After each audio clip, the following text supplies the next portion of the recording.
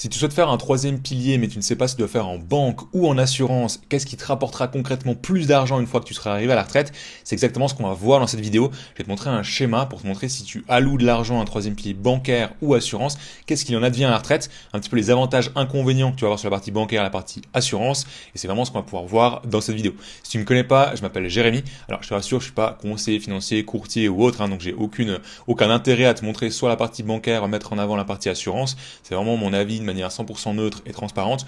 Aujourd'hui, ce que je fais, c'est que j'accompagne les salariés indépendants en Suisse à investir en bourse avec un programme d'accompagnement pour qu'ils soient vraiment autonomes dans leurs décisions financières. C'est quelque chose qui est pertinent pour toi. Tu as une vidéo juste en dessous, dans le premier lien dans la description, qui te montre vraiment l'entièreté de la méthode.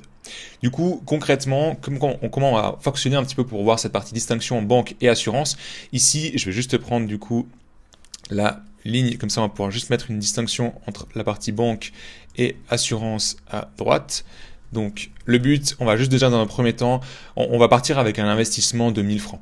Alors concrètement, c'est pas possible d'investir 1000 francs par mois en bourse, enfin en tout cas sur la partie troisième pilier, puisque simplement en 2026, on est limité à 7258 francs par année pour la partie déduction. Donc ça fait 600 francs et des poussières, un petit peu plus, un petit peu moins, je sais plus exactement, mais c'est prendre un chiffre simple. Le but, c'est juste de faire un chiffre qui est rond, pour que tu puisses comprendre aussi la mécanique derrière et dans les proportions où est-ce que ça va être alloué sur la partie bancaire, la partie assurance. Donc c'est pas l'objectif de prendre un exemple vraiment réaliste. C'est juste de pouvoir prendre quelque chose de fictif et que tu vois finalement l'argent que tu vas allouer, bancaire, qu'est-ce qui va en advenir, partie assurance, qu'est-ce qui va en advenir. Juste avant, je vais rapidement te faire un petit peu les points positifs, négatifs qu'on peut avoir sur une partie bancaire et puis une partie assurance. Alors je vais juste mettre ça en vert, comme ça va être beaucoup plus simple. Ici, les avantages, ça va être le côté de la flexibilité. Tac. Pour la partie bancaire, donc je vais mettre ici à gauche, tu vas avoir la partie flexibilité, tu vas avoir la partie donc choix de l'investissement. Donc ça dépend toujours les banques, mais tu vas être limité forcément dans le panel de fonds, d'ETF, peu importe que la banque a à te proposer, mais littéralement tu peux choisir toi, est-ce que tu veux tout en investissement, est-ce que tu veux, ou bien que en action, ou tu veux des obligations, tu peux choisir un petit peu ça, c'est toujours une discussion à avoir avec le banquier. Et ensuite un petit peu les inconvénients de la partie bancaire. Si je me mets tac ici juste en rouge pour que ce soit beaucoup plus simple. Ok, alors je sais pas pourquoi il me l'a pas mis. Hop. Les inconvénients, tu vas avoir aucune garantie. Ça, je t'expliquerai vraiment juste après. Et on va faire du coup le parallèle avec la partie assurance. Ça va être beaucoup plus clair quand je vais te montrer après le schéma. Ici, la partie assurance, du coup, l'avantage que tu vas avoir, c'est que tu as du coup une garantie en cas de risque. C'est vraiment le cœur derrière de l'assurance, et c'est souvent ce qui est mal compris quand on pense qu'on fait un troisième pilier en assurance et qu'on va perdre de l'argent. C'est souvent cette partie précise là qui est mal compris, parce qu'en avantage de l'assurance, on a aussi le choix de l'investissement, et souvent on part du principe, ou du moins quand j'échange avec des investisseurs, qu'en fait si on fait en assurance on va perdre de l'argent, et c'est cette valeur de rachat que je vais t'expliquer juste après avec la partie risque qui est mal comprise, alors qu'en soi on pourra avoir un excellent ETF avec des faibles frais sur la partie assurance et un excellent ETF sur la partie bancaire. On pourra avoir des fonds très élevés avec des frais très élevés sur la partie bancaire et un super ETF sur la partie assurance. C'est souvent cette partie-là qui est mal compris. Et ici, on n'est pas sur aucune garantie, on est sur aucune flexibilité, et encore aucune, c'est pas forcément le bon terme. Pourquoi ? Parce que certains contrats, on peut geler le contrat pendant 1-3 ans, ça dépend toujours un petit peu de la compagnie d'assurance, mais je vais t'expliquer un petit peu dans le schéma, ça va être beaucoup plus simple. Du coup, si on part du principe qu'ici on investit 1000 francs dans notre partie bancaire, donc je vais juste recopier, tac, et ce qu'on va partir du principe qu'on a deux profils. On va avoir une partie épargne et une partie investissement.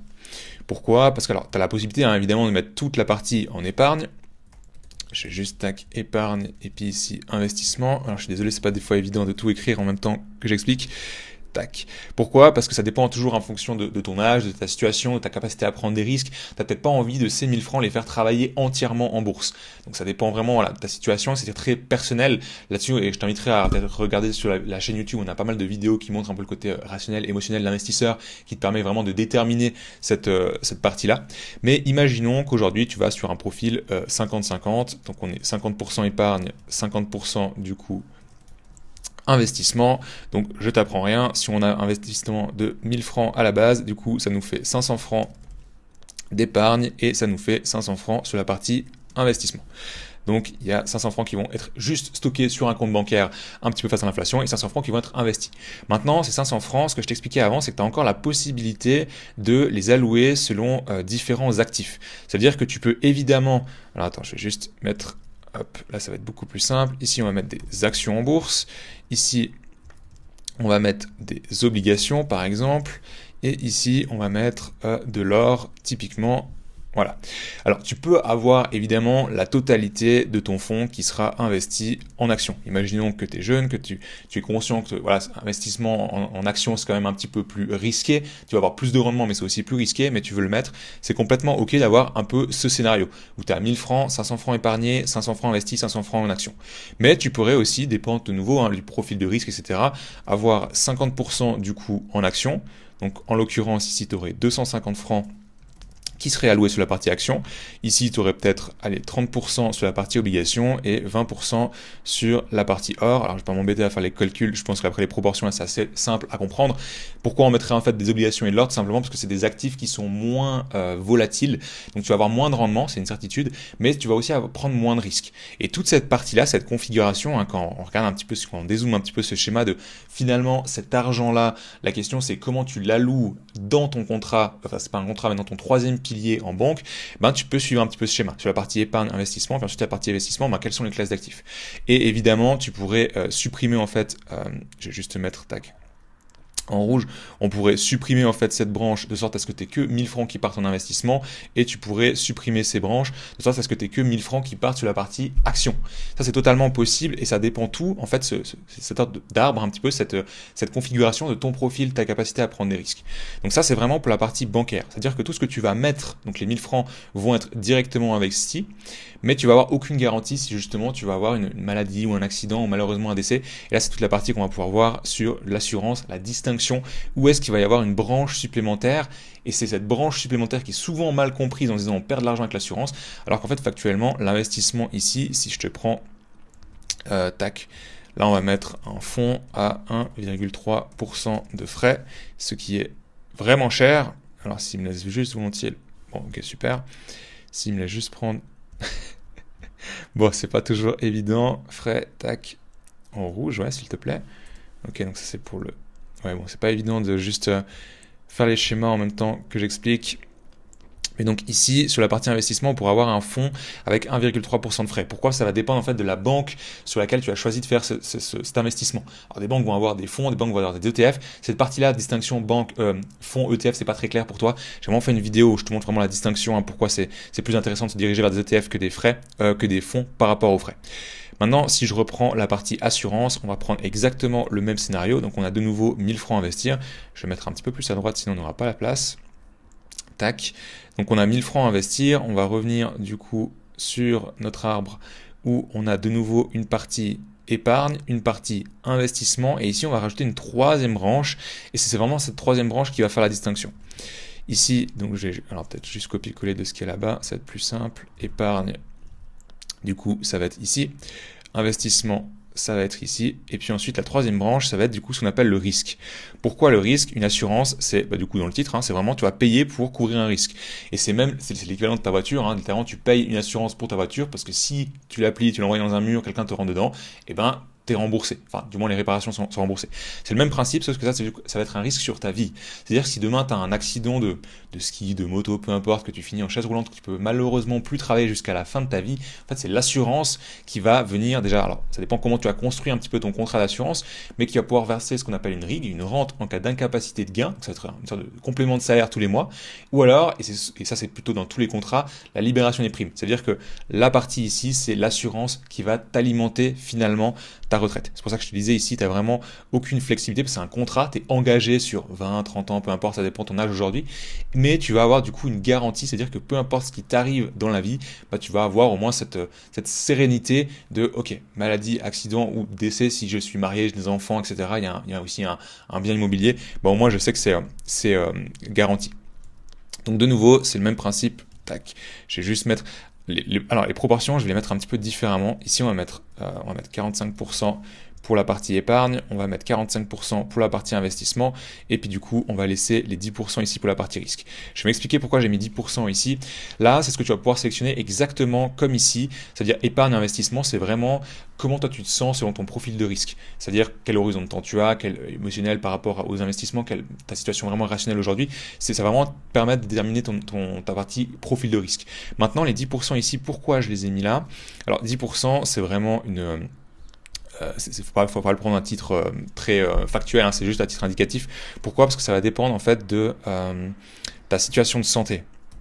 Donc quand tu réponds, quand tu fais un contrat, tu as un questionnaire de santé à répondre, et si je prends simplement deux scénarios qui sont vraiment à l'opposé, tu vas avoir un jeune de 18 ans qui a jamais fumé, jamais eu d'accident, jamais eu d'opération, une personne de 40 ans qui fume, qui a eu 2 opérations au genou, puis qui a des douleurs au dos. En fait, la deuxième personne va être plus à risque pour l'assurance, donc sa partie risque va lui coûter plus cher. Alors c'est pas réellement en termes de proportion, hein, quand on fait les calculs, c'est vraiment selon le questionnaire de santé, selon les activités aussi, si la personne fait des activités sportives vraiment à risque, pour l'assurance ça va être un petit peu plus à risque pour cette personne, donc la personne va devoir mettre un petit peu plus d'argent dans la partie risque. Donc simplement ici, tac, ça va faire du coup 450 francs par mois, ici le même principe, et du coup ici les 100 francs qui restent par mois vont être alloués pour la partie risque. Et ici, ce qui est génial, c'est que du coup ça là, je vais peut-être juste copier à partir de là, hop, et bien on peut littéralement le copier-coller ici. Et c'est exactement le même scénario en fait que la partie vraiment bancaire. C'est-à-dire que sur la partie épargne, bon bah il n'y a rien de nouveau, hein, c'est vraiment 450 francs qui vont être stockés sur l'équivalent d'un compte épargne. Simplement ce sera sur ton contrat d'assurance. Et la partie investissement, de nouveau, c'est le même principe, c'est toujours une discussion que tu vas avoir avec le conseiller, où tu pourrais avoir uniquement une partie en action. Alors là, du coup, ce serait 100% des 450 francs qui seraient investis en actions. Ou alors, tu pourrais conserver ta 50% en actions. Alors, les montants ici seraient du coup changés, hein, c'est par rapport aux 450 francs. Et tu pourras avoir du coup en action, en obligation et en or. Et ici, c'est cette partie-là qui est souvent mal comprise avec la partie assurance, puisqu'on paye ce risque, et que ce risque, si on casse malheureusement le contrat, on le récupère pas, ce qu'on appelle la valeur de rachat. Eh bien en fait, souvent, on pense que c'est cette partie investissement là qui péjore le contrat d'assurance. Mais en réalité, tu peux très bien avoir des contrats d'assurance qui sont à 0,3% de frais parce que tu investis dans des ETF. Littéralement, il y a des compagnies qui le font, alors il faut vraiment être vigilant là. Alors, de nouveau, j'arrive pas à mettre en vert. Il y a des compagnies qui le font, ça dépend toujours hein, de quelle compagnie d'assurance tu fais, dans quelle banque tu fais, etc. Ça dépend un petit peu de leurs produits, leur panel qu'ils ont à disposition, puis lequel toi tu vas choisir. Mais ce qui est vraiment important de comprendre, c'est que tu peux avoir ce scénario sur une partie assurance et avoir un super fonds d'investissement, donc un ETF, en l'occurrence avec des faibles frais. Mais c'est cette partie-là risque qui va te coûter de l'argent, parce que littéralement tu payes pour un risque. Et si bah, du coup le risque se produit, l'assurance, elle va te payer finalement ta retraite. Donc c'est elle qui va alimenter cette partie épargne investissement. Et en fonction de ce que tu as mis, je vais juste te mettre ici dans ton contrat, donc tu vas avoir ce qu'on appelle la libération des primes. Donc ça c'est exactement ce que je viens de te dire, c'est-à-dire que c'est l'assurance qui va payer cette partie-là, donc qui va payer ta retraite finalement. Tu peux avoir ce qu'on appelle une rente en cas d'incapacité de gain. Donc là c'est si malheureusement le scénario d'avant tu es malheureusement en chaise roulante, tu peux plus travailler ou autre, il y a une partie maladie, une partie accident, et que tu as par rapport à ton salaire un manque à gagner de 500 francs, 1000 francs, peu importe, ça c'est toutes des analyses qui se font avec les conseillers, hein. Et d'ailleurs c'est des choses aussi qu'on fait avec chaque élève qu'on a dans le programme par rapport au certificat de prévoyance, par rapport à leur contrat qu'ils ont déjà mis en place. C'est quelque chose qu'on le fait de manière totalement neutre et ensuite libre à la personne d'aller justement compléter ou pas cette lacune. Tu peux mettre du coup une rente en cas d'incapacité de gain, et tu peux aussi mettre un capital d'essai si aujourd'hui tu as une situation où tu es peut-être marié, tu as des enfants, il y a un bien immobilier pour que si malheureusement il y a un décès, pas que le revenu principal du foyer soit absent et que le bien immobilier doit être vendu ou que ça peut plus suivre derrière, il peut y avoir un capital d'essai. Ça c'est des éléments que tu peux inclure dans un contrat d'assurance, c'est pas obligatoire, ça dépend toujours de la situation, c'est vraiment très personnel, et là on peut pas faire du général, c'est vraiment du cas par cas. Mais ce qui est important de comprendre, c'est qu'en fait c'est 1000 francs, enfin cet argent que tu vas allouer justement sur la partie bancaire, assurance, et c'est vraiment la conclusion de cette vidéo, c'est qu'il n'y a pas une meilleure solution que l'autre. C'est pas banque ou assurance. La conclusion, c'est vraiment banque et assurance. Et ensuite, les proportions dans lesquelles tu vas allouer ces 1000 francs, et c'est là tout le secret de ce qu'on applique au sein de la méthode, et puis ce qu'on enseigne vraiment à chaque élève, c'est est-ce que tu vas faire 50% banque, 50% assurance, 30, 70, 80, 20, peu importe. Là, ça va dépendre justement de ta situation. Et là, c'est vraiment très personnel. C'est comme je te disais, ça va dépendre aussi de ton âge, ton horizon de temps, la partie émotionnelle, la partie rationnelle, un petit peu de ta capacité à prendre des risques finalement.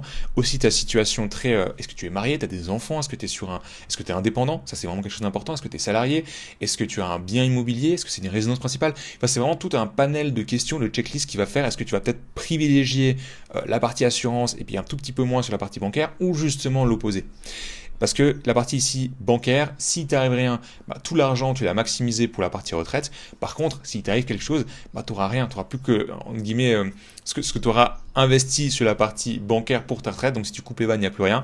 Par contre, si t'arrive quelque chose ici sur la partie assurance, donc une maladie ou un accident, au moins tu es couvert. Et justement, comment tu gères ces proportions, c'est vraiment selon ta situation personnelle. C'est vraiment la conclusion finalement de cette vidéo, c'est qu'il n'y a pas de bons troisième piliers en banque, alors il y en a des bons troisième piliers en banque et des mauvais, en fonction justement de cette partie-là des frais, ça va vraiment être élevé, ça dépend toujours la compagnie, l'assurance, comme je te disais, le panel un petit peu qu'ils ont à disposition, mais il n'y a pas une bonne ou une mauvaise solution de dire je prends que banque, que assurance, c'est vraiment je prends banque et assurance, ensuite c'est dans les proportions que ça va pouvoir se distinguer. D'ailleurs, si justement tu vas aller un petit peu plus loin, de nouveau, tu as le lien directement en description pour une formation offerte où je te montre concrètement qu'est-ce qu'on applique au sein des finances des élèves qu'on accompagne pour que ce soit vraiment autonome, qui puissent avoir finalement leur propre analyse de prévoyance, puis ensuite ils prennent leurs propres décisions, ils ajustent leur contrat qu'ils ont peut-être déjà actuellement, et ils ont vraiment tout ce côté où ils ont la compréhension déjà de savoir qu'est-ce qu'ils ont mis en place, et surtout qu'est-ce qu'ils devraient mettre en place à l'avenir. Si tu as des questions par rapport à ce que je t'ai présenté, c'est avec plaisir que j'y réponds directement en commentaire. Si tu as des sujets de prochaines vidéos, d'éléments qui te tiennent à cœur, qui te manquent sur YouTube pour la partie finance à 360, un petit peu sur la Suisse, avec plaisir, je me mettrai en to-do list puis je le traiterai dans une future vidéo. Je te remercie pour ton temps et je te dis à la prochaine pour une prochaine vidéo.